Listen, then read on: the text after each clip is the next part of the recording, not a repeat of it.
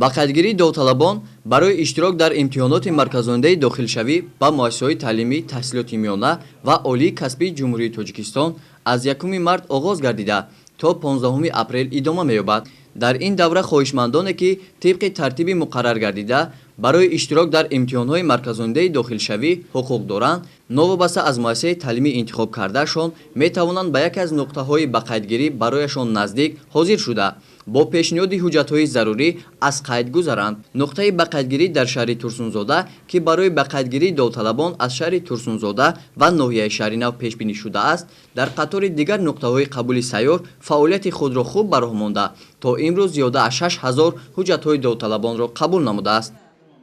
навгони соли ҷорӣ ин ба роҳ мондани довталабони хатмкунандаҳони синфи нӯ барои имтиҳонспорӣ дар имтиҳонҳои марказонидаи дохилшавӣ мебошад ва барои ҳуҷҷатҳои лозимӣ ки барои синфҳои хатмкунандаҳои синфи нӯ лозим аст, ин аввал маълумотнома аз ҷои истиқомат ва маълумотнома аз мактаб ва расид аз амонатбонк мебошад ва шахсони довталабони синфи нӯе ки 16-ро пур кардагӣ ҳастанд, онҳо метавонанд бо тариқи шиноснома ба нуқтаи ба қайдгирӣ муроҷиат намоянд. имтиёзҳои имсола бошад, чун соли гузашта аст, барои нимятимон 50% пул пардохт карда мешавад ва барои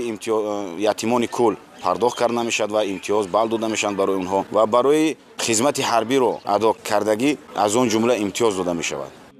ҷорӣ намудани низоми имтиҳонҳои марказонидаи дохилшавӣ тавассути Маркази миллии тестӣ назди Президенти Ҷумҳурии Тоҷикистон имкон дод ки имтиҳонҳои қабули довталабон шаффофу одилона сурат гирад ва шароити мусоидро барои дастрасӣ баробар ба таҳсилот фароҳам овард. имсол низ аз рӯи маълумоти омӯзгорон шумораи довталабони муассисаҳои таълимии шаҳри Турсунзода дар муқоиса ба соли гузашта бештар мебошад. аксарияти муҳассилин боварӣ доранд ки аз уҳдаи супоридани имтиҳонҳо баромада таҳсилро дар донишгоҳу омӯзишгоҳҳо идома хоҳанд дод.